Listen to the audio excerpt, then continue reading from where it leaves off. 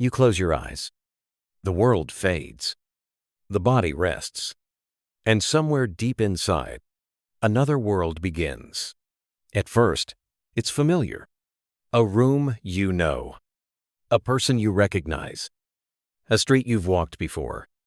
But then, something shifts. The colors change. The voices distort. The floor bends. You're running, but your legs won't move. You're screaming, but no one hears. You've entered a nightmare. But what if I told you that nightmare was trying to help you? Let's talk about the purpose of dreaming. Your brain never sleeps, even when your body does. Each night, your mind enters cycles. Light sleep, deep sleep, and finally, REM, rapid eye movement. This is when dreams happen. The brain lights up like it's awake. Memories shuffle. Images collide. Emotions erupt. It's not random. It's not chaos. It's processing. Dreams are the brain's way of cleaning the emotional house, of rebalancing, of rehearsing, of warning.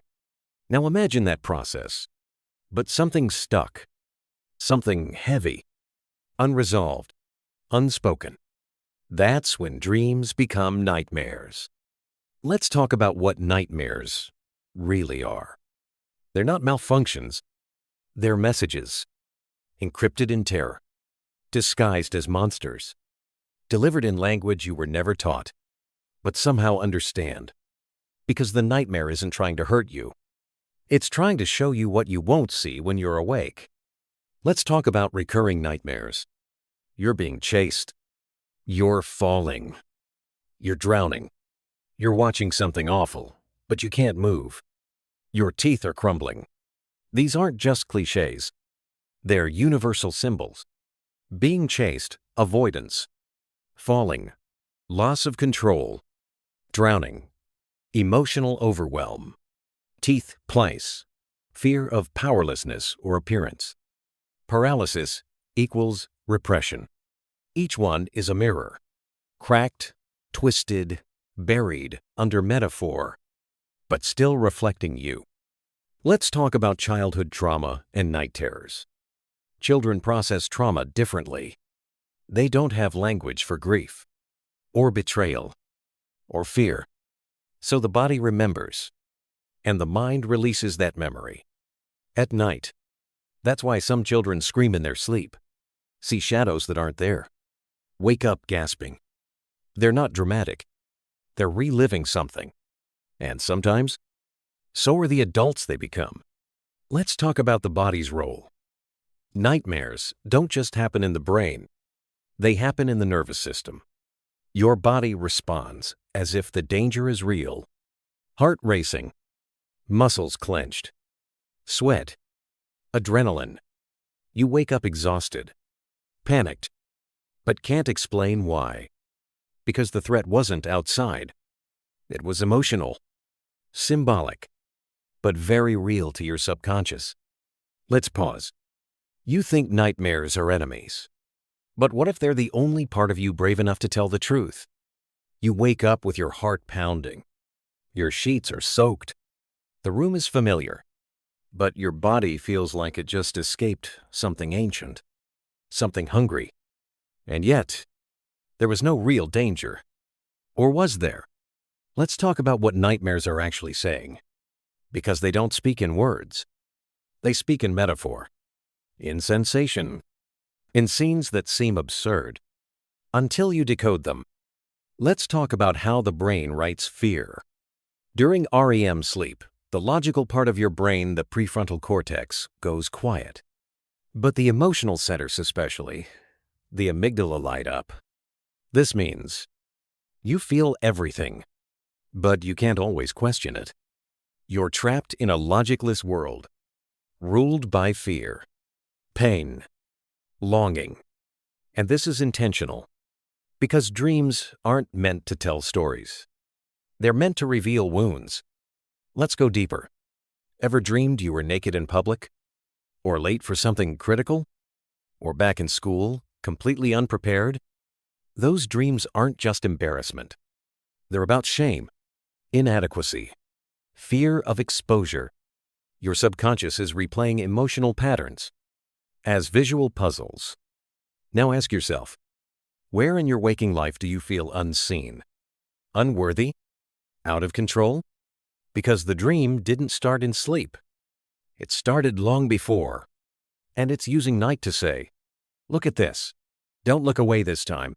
Let's talk about hyper-emotional memory. Some dreams aren't metaphor. They're memory. Distorted, yes, but still real. A door you haven't seen since childhood. A voice you haven't heard in years. A room that never existed, but feels familiar. That's not coincidence. That's reconstruction. Your brain is trying to reconnect with pain that was too much at the time. Pain that didn't get processed. So it resurfaces. In symbols. In shadows. In screams you can't explain. Let's talk about nightmares as rehearsal. One theory in neuroscience suggests nightmares evolved to help us practice danger. You dream of being chased, so that if it ever happens, you'll respond faster. You dream of betrayal, so that, next time, your body won't freeze. Your brain isn't torturing you. It's training you. Even if the danger isn't real, the preparation is. But sometimes, there's no threat to prepare for. Just grief, guilt, unspoken truths. And in those cases, nightmares don't rehearse. They confess. Let's talk about moral injury. Some nightmares come from the parts of us that carry shame, not from what was done to us, but from what we did, or didn't do, or still regret.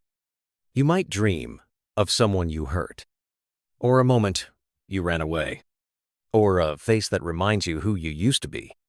That's not haunting. That's your mind begging to be reconciled. Let's talk about nightmares and identity. You've changed, but your subconscious remembers all the old versions of you. The child who hid, the teen who self-destructed, the adult who smiles through pain. Sometimes, nightmares show you those old versions, not to shame you, but to say, this part is still here, don't forget them. Let's talk about anxiety dreams. Some nightmares aren't graphic. They're just overwhelming. Endless stares, unfinished tasks, missing objects, people who won't listen. These aren't about monsters. They're about pressure, mental overload, perfectionism, fear of failure.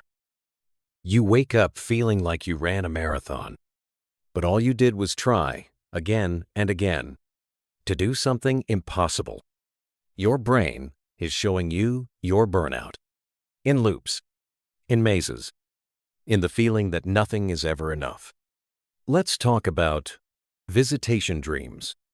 Some people report dreams that feel different, heavier, more real. A dead relative appears. They don't speak.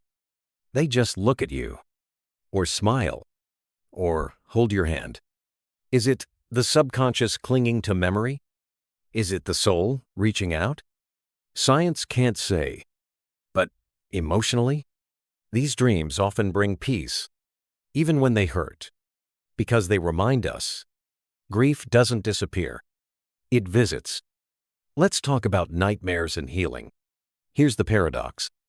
The more you run from your dreams, the more intense they become. But when you start to listen, to reflect, to write them down, to decode the symbols, to trace the feelings, they begin to change. They soften. They clarify. They transform. Because your mind doesn't want to punish you. It wants to free you. Let's pause. You are not at war with your dreams. You are being called back to yourself. Through fear, through confusion, through the night. You keep waking up from the same dream. You're sweating, trembling, heart racing. But the room is quiet. No one's chasing you. Nothing's broken. The world is exactly as you left it. And still, something feels unfinished. As if the dream wasn't just a memory, but a message. a key, a door. Let's talk about that door. Because every nightmare is a threshold, a boundary between what you know and what you've been avoiding. You think dreams are just noise, but they are the mind's last resort. They are what rises when language fails, when repression wins, when trauma slips beneath the surface and builds pressure. And eventually, that pressure opens the door. Let's talk about the shadow self. Carl Jung wrote about it. The parts of ourselves we exile. Our rage, our grief, our jealousy, our shame, our hunger, our secrets. We pretend they're not there. We smile. We perform. But the shadow does not forget. And where does it go? It waits. And when we sleep, when our guard is down, it speaks. Through symbols, through monsters, through dreams that leave you gasping. It doesn't want revenge. It wants integration. Let's talk about how we respond. Most people wake up from nightmares and try to forget. Turn on the light. Scroll their phone. Escape. But what if you didn't escape? What if you turned toward the dream? Not to relive it, but to learn from it. Ask yourself, what emotion was I running from? What part of me did I see in that dream that I deny in waking life? What wound is trying to be witnessed? Because sometimes the monster in the dream is you, the version of you that was never allowed to speak. Let's talk about facing it. You can begin by writing your nightmares down. Every image, every detail, even the ones that make no sense. Then step back. Don't judge. Don't analyze with logic. Feel. Where in your body do you carry that fear in real life? When was the last time you felt that powerless, that exposed, that angry? Let the images guide you. They are breadcrumbs back to the emotion, back to the locked room, back to the door you closed years ago. And forgot? Let's talk about lucid nightmares. Some people, through training, can become aware during dreams. They realize, I'm dreaming. And in that moment, they can choose to stop running, to turn and face the thing, to ask it, what do you want? And often the answer is shocking. Because the terror doesn't fight. It speaks. It weeps. It transforms. What you feared was a younger version of you, trapped in time, waiting to be freed. Let's talk about healing through dreams. Not all trauma needs words. Not all pain needs daylight. Some wounds are healed in shadow, in the quiet conversation between fear and memory, between symbol and soul. Your nightmares are not failures of your mind. They are invitations to reconnect, to reconcile, to recover what was lost. Let's talk about what happens when you listen. Over time, the dreams shift. The teeth stop falling out. The chases slow down. The falling turns into flying. The locked door opens.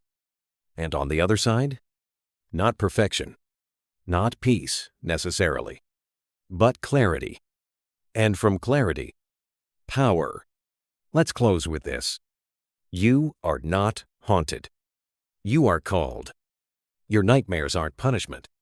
They are the parts of you too honest for daylight, too raw for casual conversation, too real to disappear.